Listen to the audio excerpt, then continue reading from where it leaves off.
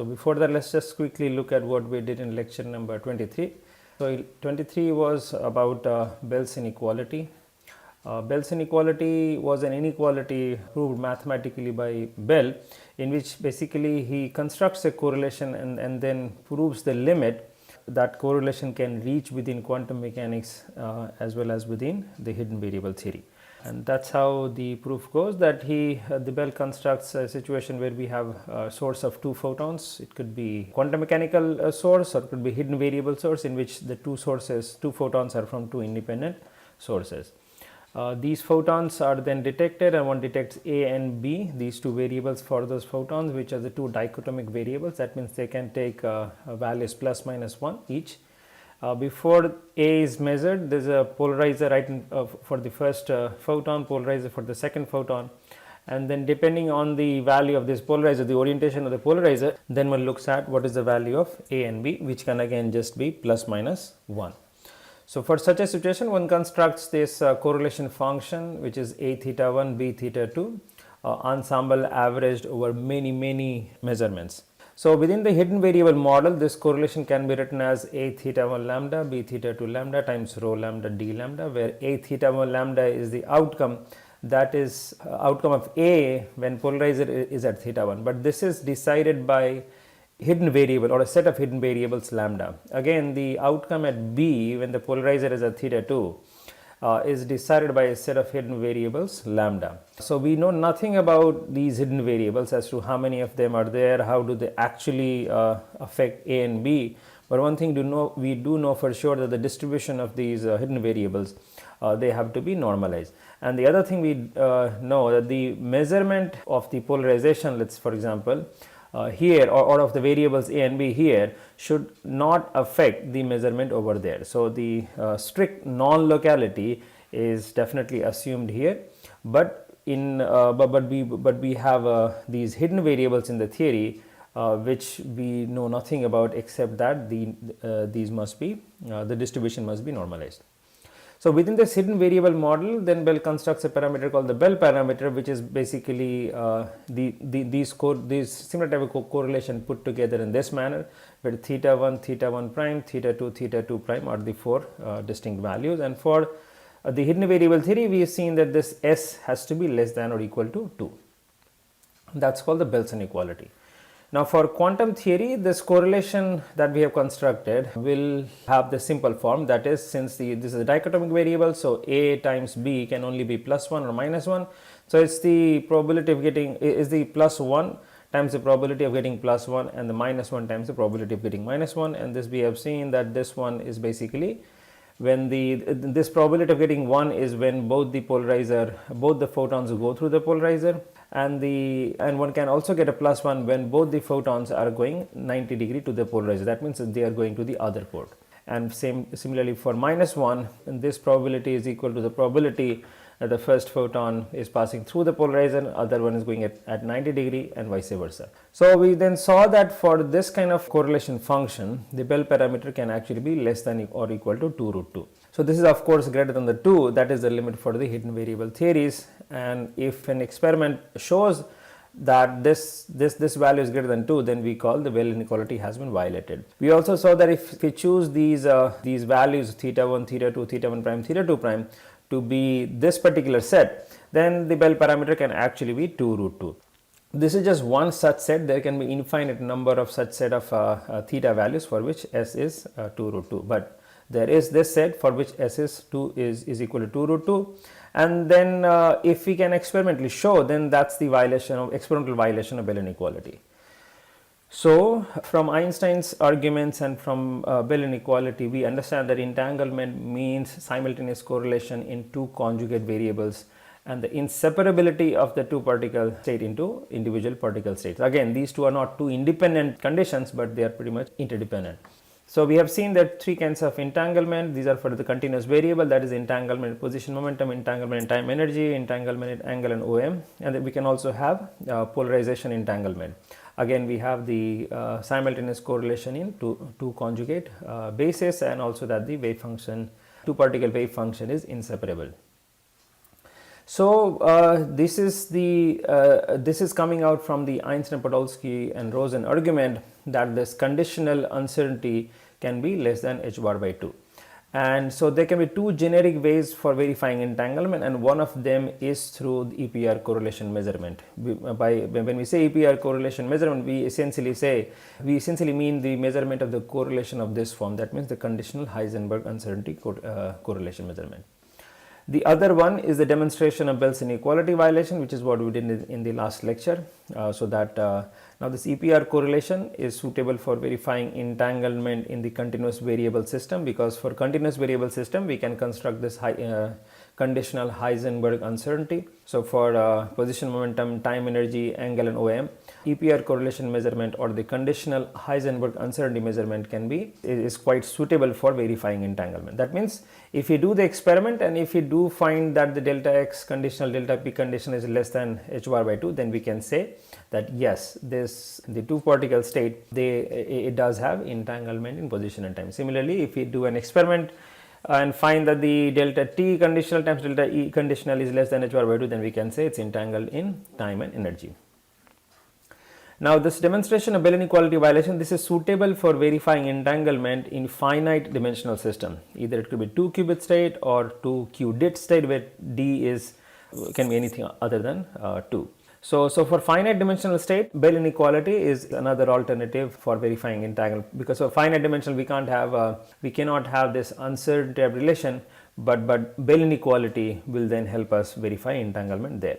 So again, let me just point out that verifying entanglement is not the same as quantifying entanglement. In verifying entanglement, one only proves that yes, the entanglement is there in a certain degree of freedom. But how much entanglement is there, that we do not get through either EPR correlation measurement or through Bell inequality violation measurement. Of course, there is if this conditional uncertainty value is much smaller than h bar by 2, there is a sense that there's probably more entanglement there.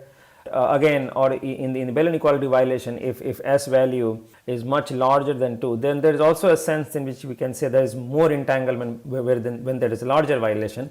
But this is only in a qualitative sense, but these are not a quantitative value for saying how much entanglement is there. That's a very separate discussion, and we'll have a separate lecture for going through how entanglement is actually quantified. So today we are just going to do entanglement verification. Okay, so there have been several pioneering experiments actually to show entanglement, and here first I will list out the experiments that have been done to verify entanglement in the continuous variable system. So we'll start with position momentum entanglement. So we have seen the wave function that Einstein, Podolsky and Rosen construct in this paper, but this was the wave function that we got when we derived the two particle wave function coming out of parametric down conversion, and we again see that this is a state entangled in position and momentum. So of course this state is written only in the momentum basis, but we can also have a position representation for this, but this is a state entangled in position and momentum. Now using such a state produced by parametric down conversion in 2004, there was this experiment that actually reported the EPR correlation measurements, that means a conditional Heisenberg uncertainty measurement that was less than h bar by 2. So in this experiment we have a laser and this BBO crystal, so it produces parametric down conversion. The laser is blue and the entangled photons are red. So first they are separated, the blue goes this way using a prism, and then red goes this way. So signal photon goes in this direction, idler photon goes in this direction. So this is a type 2 down conversion, collinear type 2 down conversion. So here we separated the pump from the signal idler. Now signal idler, since they have two different polarization, so signal, if this is horizontally polarized and this is a polarizing beam splitter, so signal, if it is horizontally polarized, if it goes this way, and idler that would then be vertically polarized, it then goes this way. So signal goes this way, idler goes this way, and then we look at the correlation of these photons in the position and momentum basis. Now the EPR correlation measurements we want to do right after the crystal. That means the photon that just come out, what exactly is the position correlation and momentum correlation of those photons, and then based on that we'll then look at the conditional Heisenberg uncertainty. But of course one cannot put the detector right in front of the crystal. So the way it is done is that one images this plane of the crystal at this double slit at the slit plane. So that's the imaging distance, and that's the That's the object distance and that's the imaging distance, and here we have a lens. So using this lens, the output face of the crystal is imaged onto this slit plane. Similarly, this output face is imaged onto this slit plane right over here in the idler arm as well. So once these are imaged, this is like imaging this crystal right over here as well as over here. And now we can do the position correlation measurement. For that, one puts a slit over here and fixes it. That is, so now if we detect anything here, that would be detecting a photon with this particular position. And with this being fixed, then one puts a slit in the other arm and then slides this slits across the beam and sees what is the probability of coincidence. So here in this one we have fixed x1, and then we are putting this slit x2, and then it is going across like this, and that's the probability of coincidence. So this is the probability that having detected a photon at x1, this is the probability of detecting the photon at x2, where x2 is varying. And the width of this correlation, width of this coincidence detection will then be the uncertainty in the measurement of x2, that is of the second photon, position uncertainty of the second photon. So similarly, in this experiment itself, we can also measure the momentum correlation, and for the momentum correlation, again momentum correlation, we want to measure it right at the face of output face of the crystal. So for momentum measurement, we go to the far field of this plane, and we know that the far field, we have seen this in Young's double slit experiment as well. We know that the far field is essentially the momentum distribution of whatever is the wave function here. So in this one, we looked at the position distribution of the wave function over here, and in this one we want to look at again the position momentum distribution of the wave function over here, which is by going to the far field. So once we are in the far field, here we basically have the momentum, the position distribution here is essentially the momentum distribution at this plane.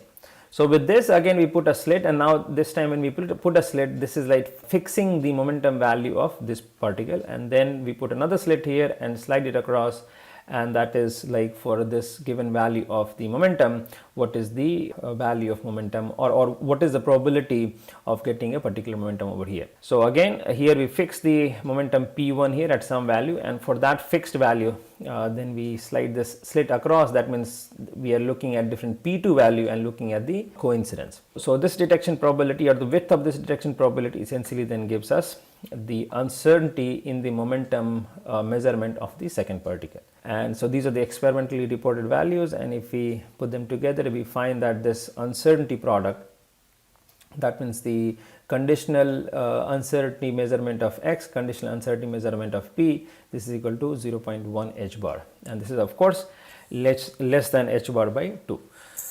So this experiment then shows that yes, we have indeed seen the EPR correlation in position and momentum, and thus the photons produced by this BBO or this paramagnetic down conversion, these two photons are entangled in position and momentum degrees of freedom. So that's the confirmation. Again, how much entanglement, that we don't know, but it's just that they are indeed entangled in position and momentum. In most cases, again, either this is 1 1 or 2 2, they would pretty much be the same.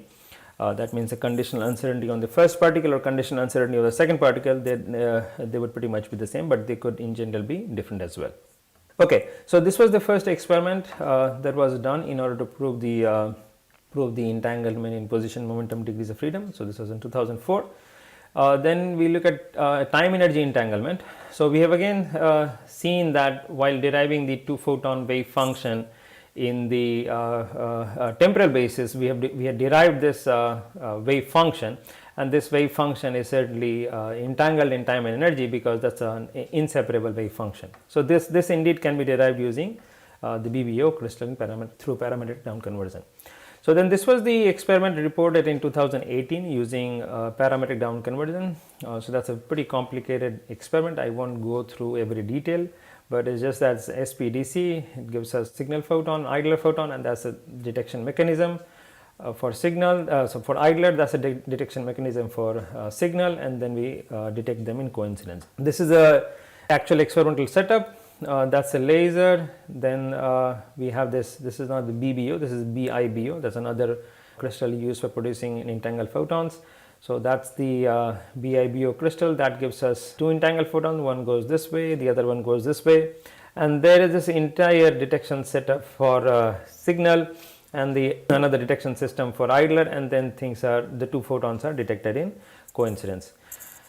But essentially what we are detecting here, just like position momentum in the other experiment, we are detecting that at a fixed value of the let's say idler frequency, what is the range of values over which signal can be detected, and that's the coincidence count as a function of omega s when omega I is fixed. It could be other way as well. Similarly, then we can do also an experiment where the arrival time of idler photon, once that is known, then for that a given arrival time of the idler photon, what is the time range over which the signal photon can arrive, and that is the probability for that. And when we multiply these two probability, that means the conditional arrival time, conditional uncertainty in the arrival time and the conditional uncertainty in the energy, this frequency, and then we just multiply that by h bar, that becomes the energy, and this is 0.29 h bar. Again, this is less than h bar by 2, so this proves the entanglement in time and energy. Again, doesn't quantify, but it does prove the entanglement in time and energy.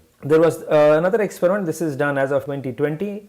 I mean, we see position momentum was done in 2004, but time energy is now 2008 and 2020, because these experiments, time related experiments, are usually much more difficult than the position momentum type experiments. So in this experiment, again we have 2 entangled photons, but this time not through parametric down conversion, but through this 4-way mixing process, in which we have these 2 pump photon, the WP, WC, and we get 2 entangled photons, that's called Stokes and anti-Stokes. So these are the 2 entangled photons emitted. Again, I will not go through the details of this experiment, but essentially one does a very similar measurement here, where the arrival time of one photon is known, and then we look at the uncertainty in the arrival time of the other photon. Again, knowing the frequency of one photon, we look at the we look at the distribution or the range of frequency over which the other photon can be found.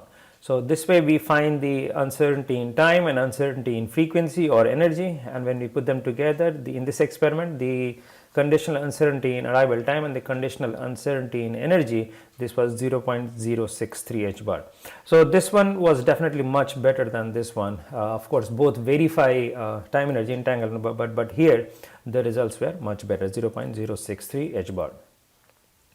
So that was in time and energy. Similar experiments have been done in orbital angular momentum and angle basis. So this we can have 2 particle state produced by parametric down conversion that are entangled in orbital angular momentum basis, and that this is usually the generic structure. So here we have a signal photon with orbital angular momentum LH bar and idler photon with orbital angular momentum minus LH bar, so that the sum is 0. But again, signal can have any L value or idler can have any L value, but whenever the signal is L, idler is minus L, LH bar or orbital angular momentum. Again, this is an inseparable wave function. So using such a wave function produced by parametric down conversion, this was the experiment done in 2010, in which EPR correlation in angle and OAM was demonstrated. So in this experiment, we have a laser. This is a BBO crystal. It produces 2 entangled photons. One goes this way, the other one goes this way, and we look at its orbital angular momentum correlation, and then then its angle correlation. So when we are looking at orbital angular momentum correlation, one puts a diffraction hologram through which one detects the, let's say, the signal photon at orbital angular momentum L equal to 0. Now this one is kept at L equal to 0, and then we change the orbital angular momentum of the idler photon, and then look at the range of L values at which idler has a probability of being detected. So here is the experimental result. When signal is fixed at L equal to 0, and we change the orbital angular momentum value of the idler photon at which it is detected, then that's the probability we get. That means, of course, when signal is at L equal to 0, idler has all the probability of being detected at L equal to 0, but there is a tiny probability that it can also be detected at plus minus 1 and so on. So this was for the L. Similarly, we can do it for the angle. That means when the signal is fixed at some angle, and for this one we put this device where we have this narrow angular slit here as well as a narrow angular slit.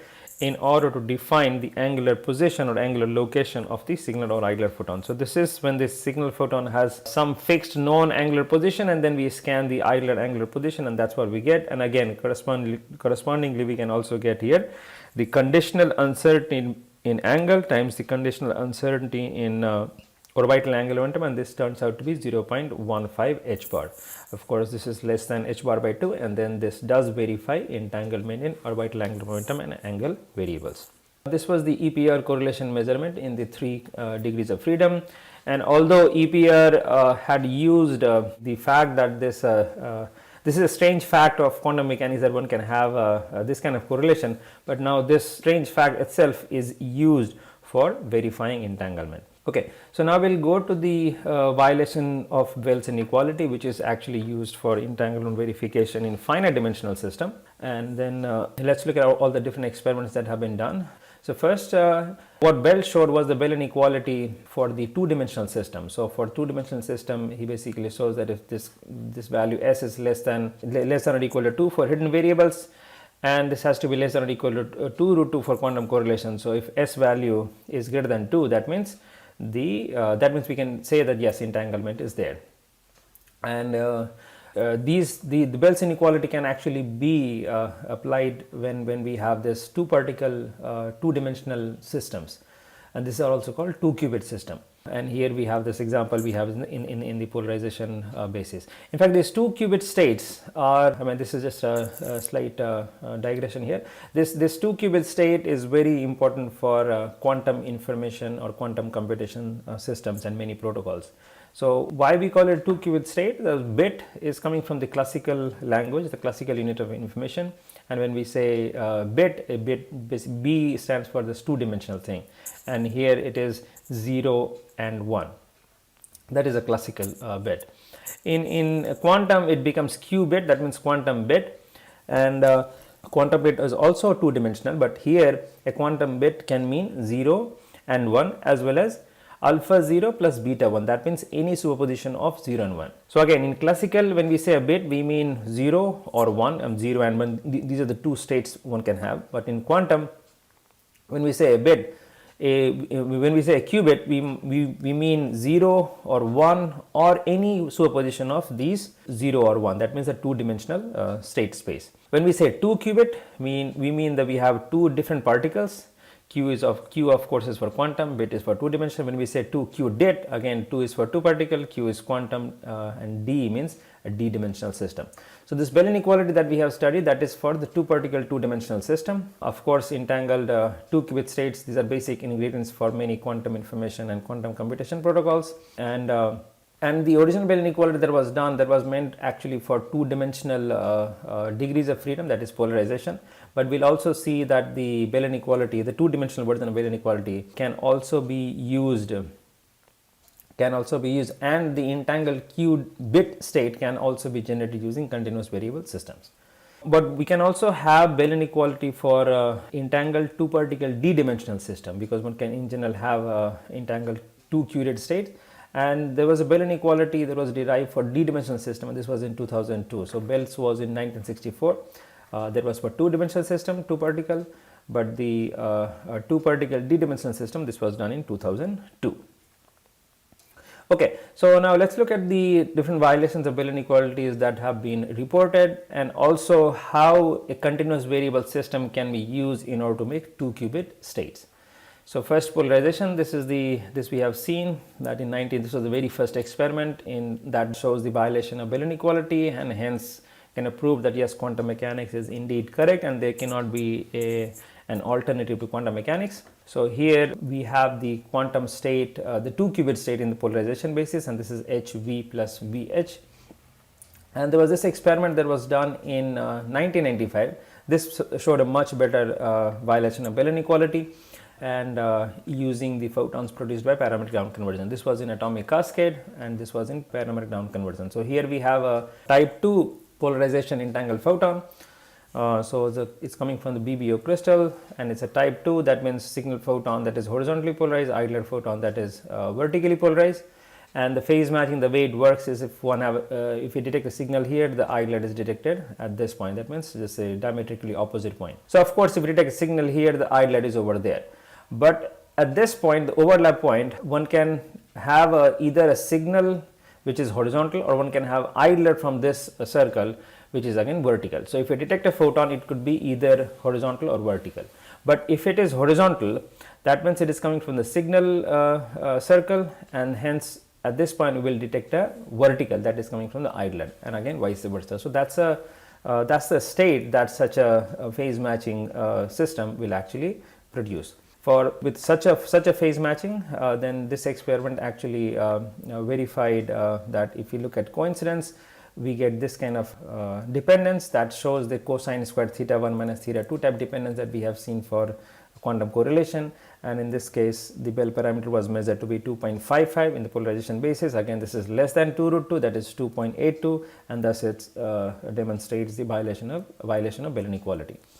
There was this experiment done in 1999, and this was with HH plus VV type state, again a 2-qubit state. This was produced using 2 type 1 parametric down conversions. So that's one type 1 parametric down conversion. This is another type 1 parametric down conversion, but this is rotated 90 degree with respect to each other. So that's why the cone from the first one is both signal is horizontal, islet is horizontal, and for the second one, the signal is vertical, islet is vertical. And if you put them together, the state that we get is HH plus VV, because these two are essentially coherently superposed, because they are being produced by the same laser that is polarized at 45 degree.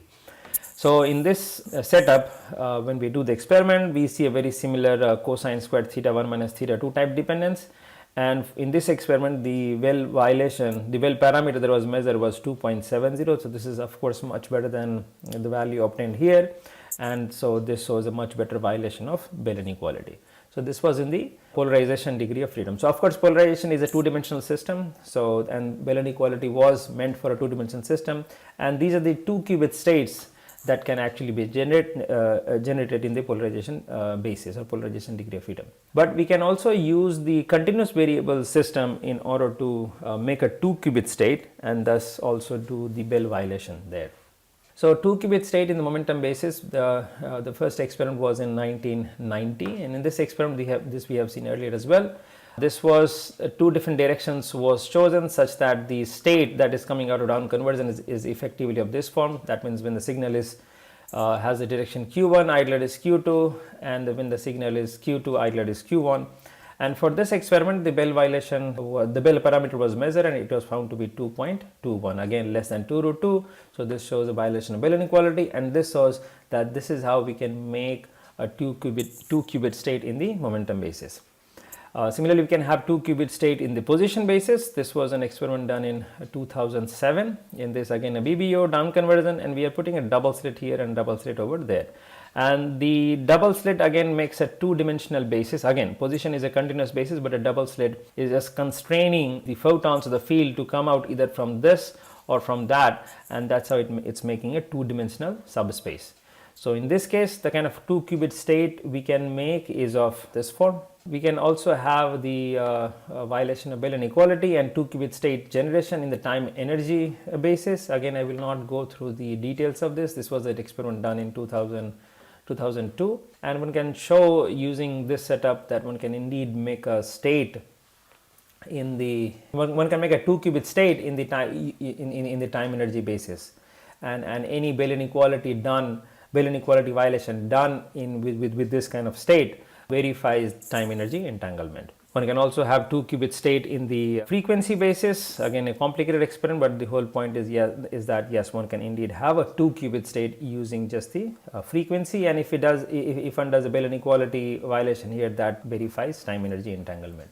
Finally, we can have a 2-qubit state generation in the angle and orbital angular momentum basis. So and here one can, instead of putting that double slit, we can put double angular slit, and thus define the bit or the qubit space. And finally, we have this 2-qubit state in the orbital angular momentum basis. Very similar experiment that was done for the verification of for the measurement of EPR correlation. Here also we have this signal photon, idler photon, and then we one basically post selects the field here such that the field that is effectively coming out is of this form. That means whenever signal is L1, idler is L2, signal is L2, idler is L1. Or when talking about orbital angular momentum, this is orbital angular momentum indices. When talking about orbital angular momentum, this is L1 h bar, L2 h bar, and whenever signal is L2 h bar, idler is L1 h bar. So for such a 2-qubit state, there was this Bell inequality experiment done in 2009, and the value of this parameter was found to be 2.69. So then this shows that yes, the Bell inequality has indeed been violated, and this experiment proves the existence of angular position orbital angular momentum entanglement, and that this is a valid way of producing a 2-qubit state. Okay, so far we have done different methods and experiments that have been carried out in order to demonstrate entanglement, and also to kind of show the different ways in which 2-qubit states, which are pretty necessary for quantum information and quantum communication protocols, how they can actually be produced. So we will stop here, and in the next lecture we will look at entanglement quantification. Today was just entanglement verification. So next lecture we will look at entanglement quantification. That means what are the different ways in which entanglement can be quantified, and also in fact entanglement can't be quantified for all kinds of states. So we will look at only those states for which entanglement can actually be quantified. So for today's lecture we will stop here. Thank you.